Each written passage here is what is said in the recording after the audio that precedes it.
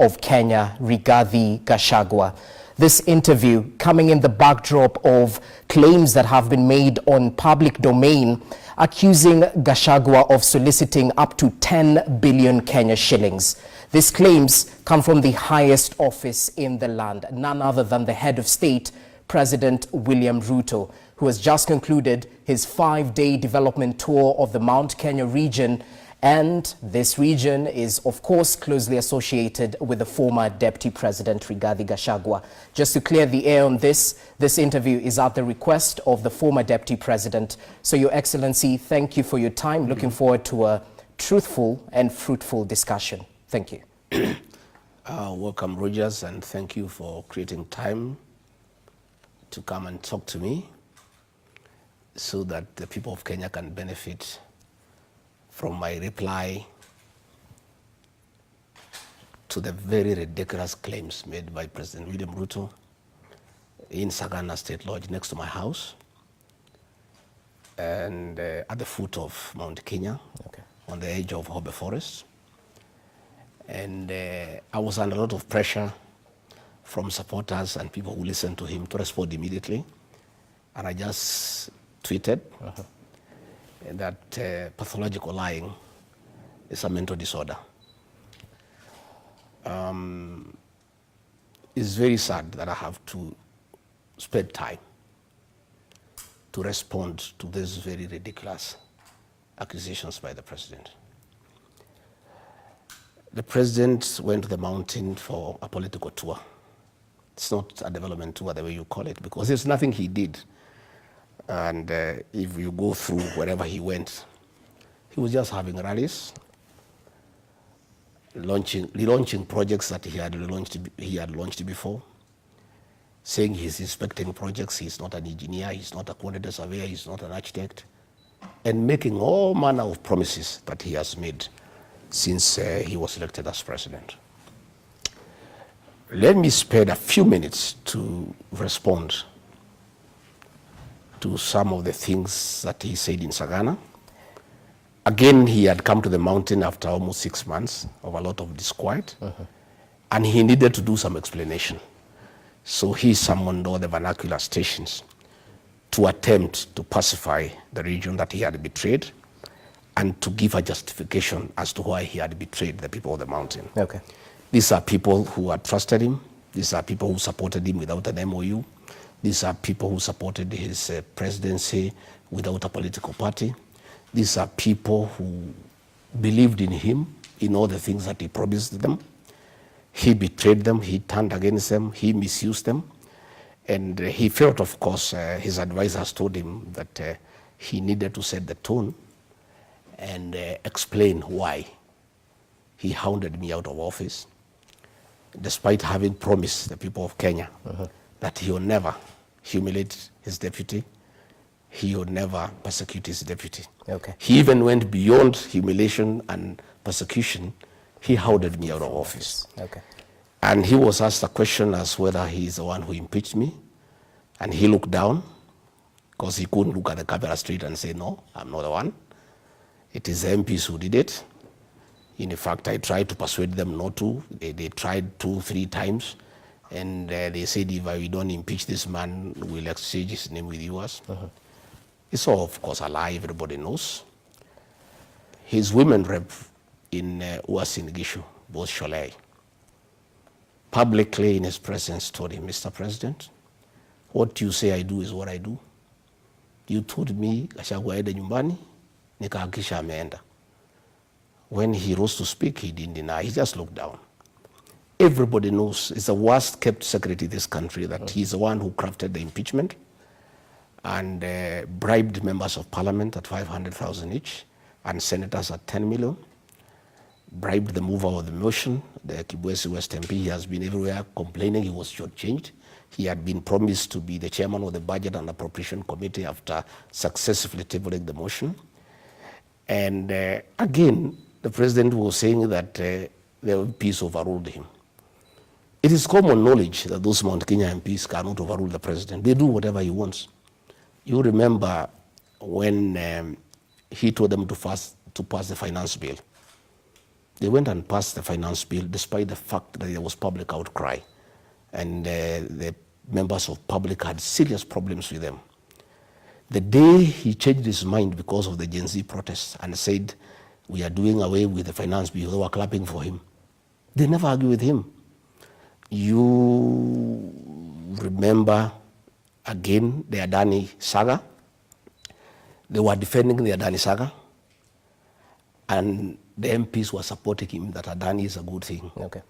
The day he changed his mind and said, we are stopping Adani, the same MPs were clapping for him. So it is very hypocritical and dishonest for President William Ruto to claim that MPs disobeyed him. Having dealt with that, he said that he had me hounded out of office because I asked him for 10 billion. Before you even get to the 10 billion, because you've raised issues about members of parliament, who the president was on record mentioning that you actually bullied these members of parliament, that you told them if they do not kneel and submit, they will be shown the door and go home. That is also another lie. I'm not on record anyway. I'd like you to produce a clip where I told members of parliament to kneel before me. They cannot kneel before me. I'm not God. What I told the members of parliament, and it's true today as it was then, to listen to the ground and stop following President William Ruto blindly against the wishes of the people. Then why were you picking small fights?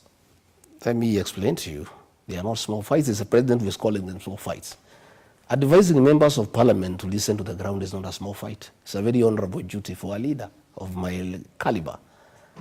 I listened to the people. The people did not want the finance bill 2024. And I told the members of parliament, people do not want the finance bill. Don't follow the president blindly. He will leave you kwamata. And if you people don't adjust by this December and start listening to the people of the Mount Kenya region make decisions the second year of election. And I was telling them from my experience, by the end of this year in December, if you guys have not aligned yourself with the people and listened to the people, the people are crying about overtaxation. The people are saying they don't want the affordable housing. The people are saying they don't want you to tax avocado. The people are saying that there's too much government into people's lives. And you people are following William Ruto blindly. I'm advising you people as your leader. From what the wananchi are telling me, if you don't adjust and listen to the people, you will find yourself in trouble come 2027. But it just wasn't MPs. According to the president, his PA Farouk Kibet received... I'll explain. I'll explain. Let me first deal with the 10 billion. President William Ruto is a master of deceit. And he's very good at driving narratives to suit what he wants.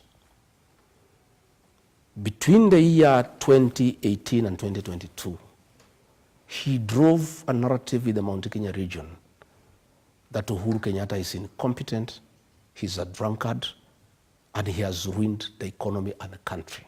But it's collective responsibility. You were right next to him. I'm just saying, among the people he persuaded. He persuaded many people, I included, because he's very persuasive when he gets on a narrative. And he drove a narrative against Uhuru Kenyatta and recruited all of us, I included.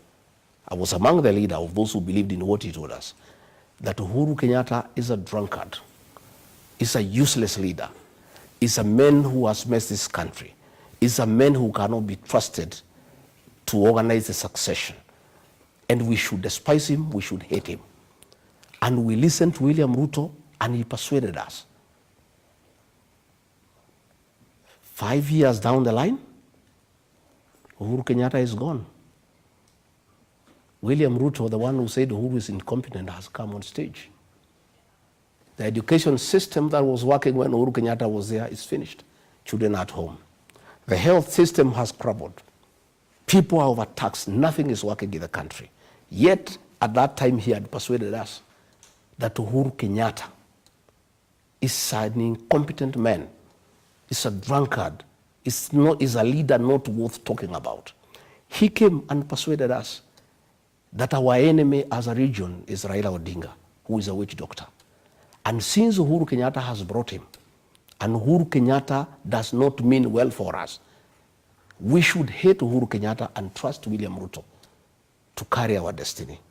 We believed him.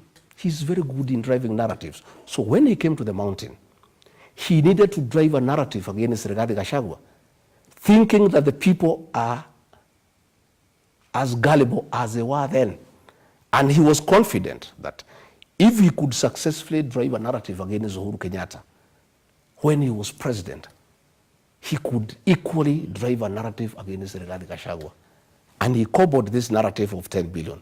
The purpose was to show the people of the Mount Kenya region, this Gachagua guy is a very selfish man.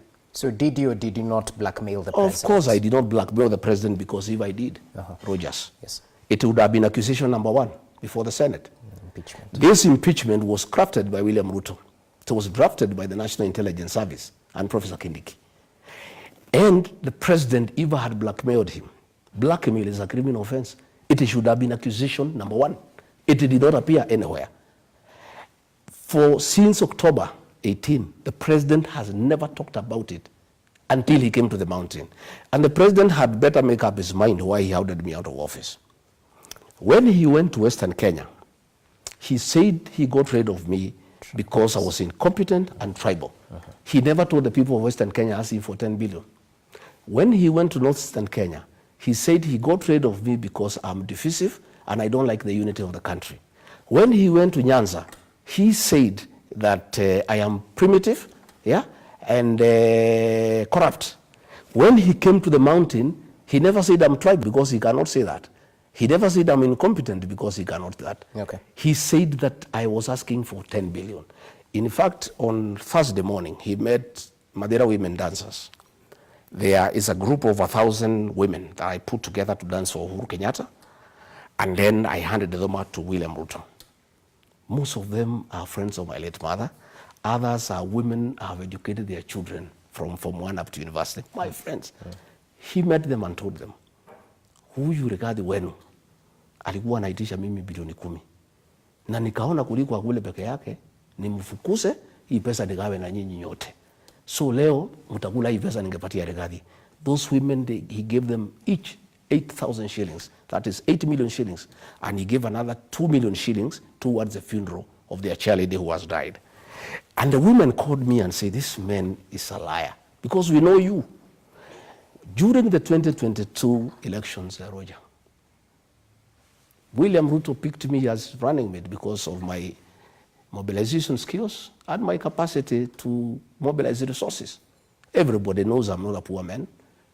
I was in a lot of trouble with the 4th administration because of funding William Ruto. The 4th administration froze my accounts so that I stopped funding William Ruto. The 4th administration blocked all my businesses so that I stopped giving money to William Ruto. I put serious money into his campaign. I am not the kind of man to go asking William Ruto to give me any money. In any case, let me ask you a question. William Ruto should make up his mind how much money I'm supposed to have asked. His chief propagandist, that is Itumbi, wrote, and it's there, I have a copy, I will give it to you. I remember, yes. That I'm asking for 6.5 billion. Okay? Sure. His Mr. Fix-It, Kimani Ichung'wa, went to Europe in an interview and said, I'm asking for 8 billion. William Ruto says, I'm asking for 10 billion. Between his Mr. Fix-It and his chief propagandist and William Ruto, can't they sit down and agree the figure that Rigathi Gachagua is supposed to have asked for? So I want to explain to you that there is nothing like that. It was just a narrative he wanted to bring to the mountain because he needed to explain to them. Because he committed himself that he would never humiliate his deputy. He went beyond got rid of me. He needed something to tell the people of the mountain. But of course, everybody knows it's a lie, because if that was true, it should have come in the impeachment.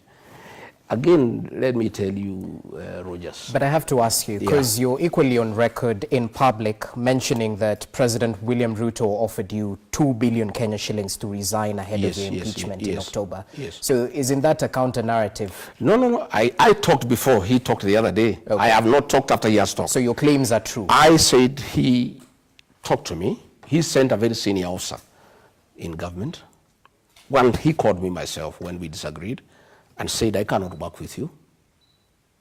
I would like you to resign. And if you don't, I'll impeach you. And later on in the interview, I'll tell you why we disagreed.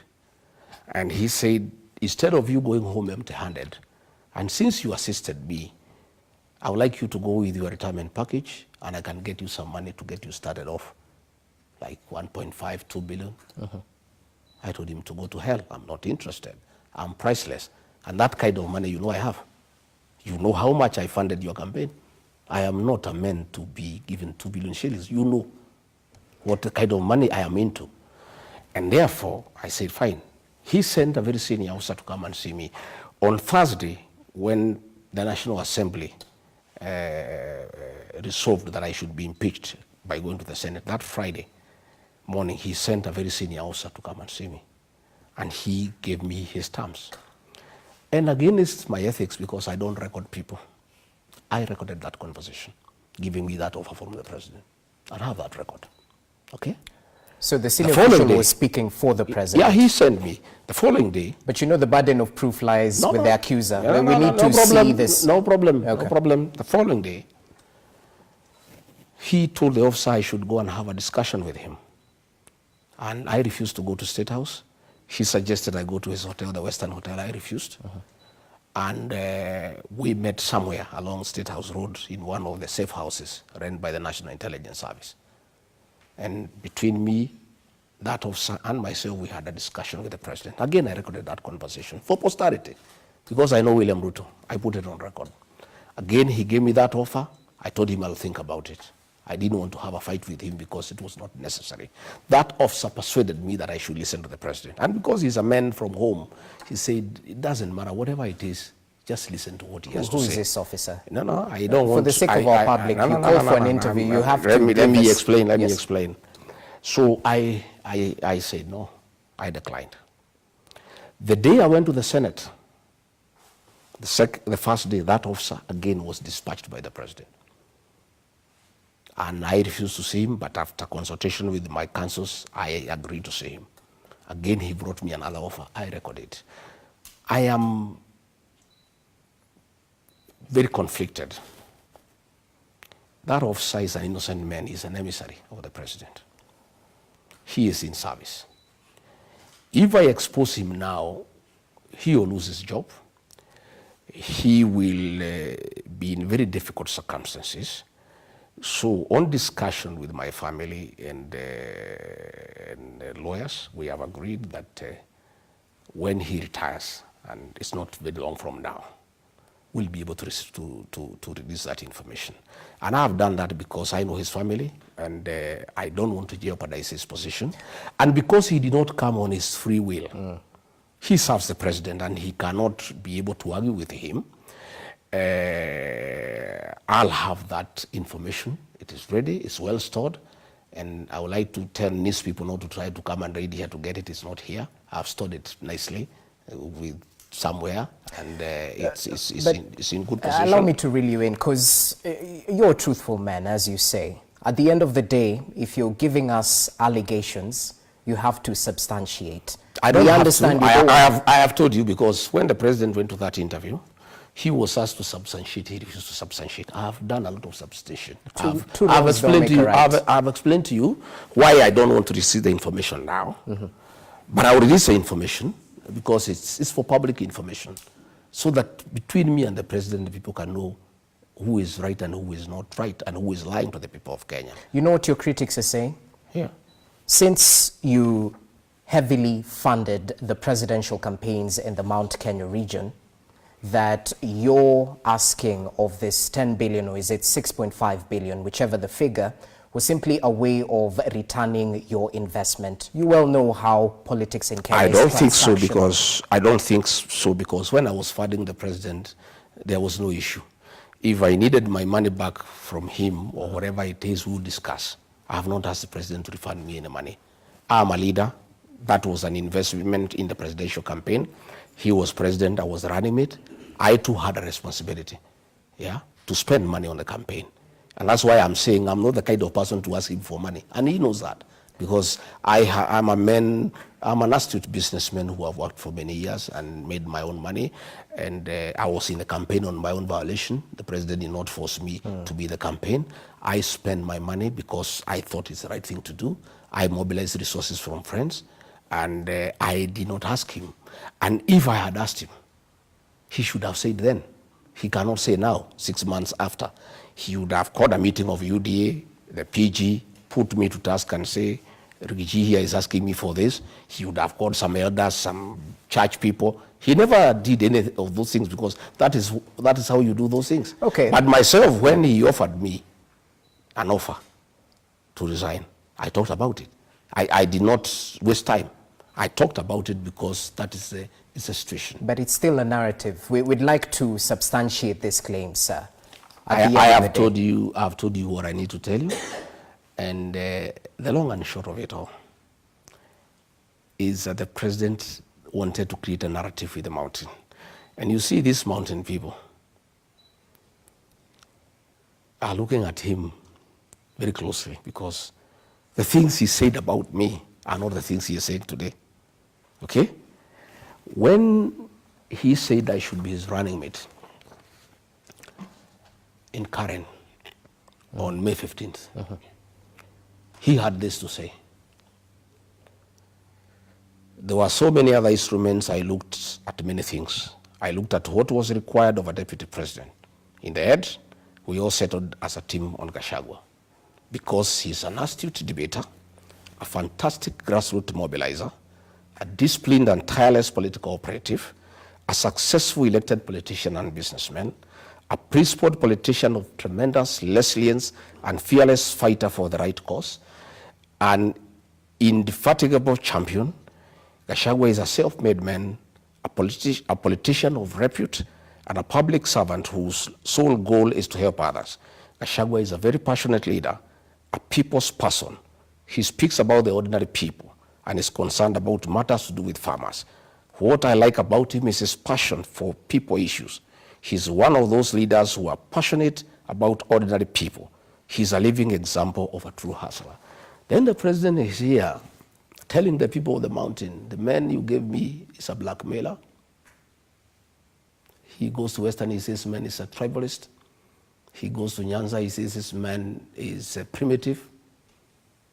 Give me a break. You are talking to the same people. These same people are the ones he talked to when he wanted my services, when he wanted me to mobilize the mountain people, when he wanted to take advantage of my oratory skills to mobilize votes for him, when he wanted me to articulate people-based issues. Yet, when I say don't demolish houses for innocent people, he says I'm fighting his government. Yet, he was saying I stand for people issues. So I am saying that the mountain people, you can con them once. You can't con them twice. What they are saying, William Ruto, you successfully persuaded us to fight our own son, Uhuru Kenyatta. Please, you cannot persuade us to fight Rigathi Gachagua, because we now know you. You came and told us that Uhuru Kenyatta is bad because he is working with Raila Odinga. And Raila Odinga is a very mad man and a very dangerous man, the Lord of Poverty. Today, you are working with Raila Odinga. Praises for him everywhere. Then the mountain people are looking at him and saying, is this the same man who made us hate Uhuru Kenyatta because he was working with Raila Odinga? Today, he is singing praises for Raila Odinga, taking him all over Africa to be the king of Africa. Right. And he wants us now to believe him, that Rigathi Gachagua wanted 10 billion from him. Is this not the same man who came here and told us that Uhuru Kenyatta is a drunkard? Is he not the same man? Now he is here again telling us that our son, Rigathi Gachagua, is incompetent. Our son, Justin Muturi, is incompetent. Our son, Moses Kuria, is corrupt.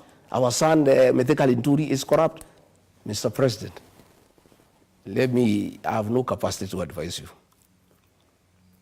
Nobody can fool the mountain people twice. You fooled them once, they feel very sorry about it. They actually feel very low and very down. I want to assure you, your tricks are now known, your games are known. You will never again in your lifetime make the people of the mountain fight their son or their daughter. They will never do it. You made us hate Uhuru Kenyatta. Okay. You made us humiliate him. You told us bad things about him that were not true. You said he was incompetent. You are the one who is incompetent now. It is very clear for everybody. Everybody is incompetent except you. Even now you are saying your new Mr. Yesa is very competent. You are the only one who is competent. Everybody else who disagrees with you, everybody else who has a problem with your modus operandi, anybody else who has a problem with your leadership is incompetent. Okay. You are the only competent person in this country. So, and with all due respect, we'll treat what you've said earlier on as allegations because you still haven't substantiated them. I have to ask you this because it's a multi-pronged question. When exactly did your friendship, your working relationship with President William Ruto start, and when did the rain start beating it? Probably before we come to that, you said that he said I fight small people. I don't fight anybody. He says that I was fighting Farouk Kibet. Farouk Kibet is not a small man. He is a co-president in this country. Farouk Kibet runs the government. Everybody reports to him. The Inspector General of Police, the head of public service, cabinet ministers. William Ruto issues instructions to cabinet ministers tremble at his very sight. So, Farouk Kibet wanted to give instructions to Rigathi Gachagua. Rigathi Gachagua was elected by the people of Kenya alongside William Ruto. There is no way I would have allowed Farouk Kibet to give instructions to me. And let me tell you, Rogers, Farouk Kibet was trying to run my office, make appointments for people to come and see me. And initially, I thought it's okay, maybe that's how William Ruto wants us to work.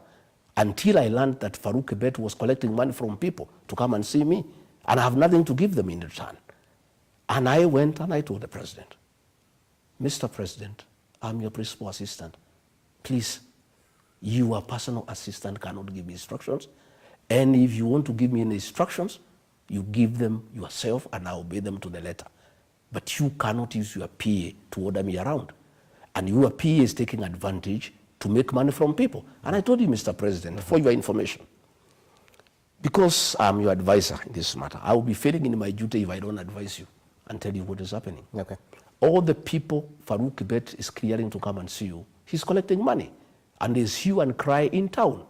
And State House is getting very disrespected because it has become a center of corruption. All appointments of people coming to see you, Kibet is collecting money. And Mr. President, I think you need to check this. But if you want to continue with it, tell him to keep off my office.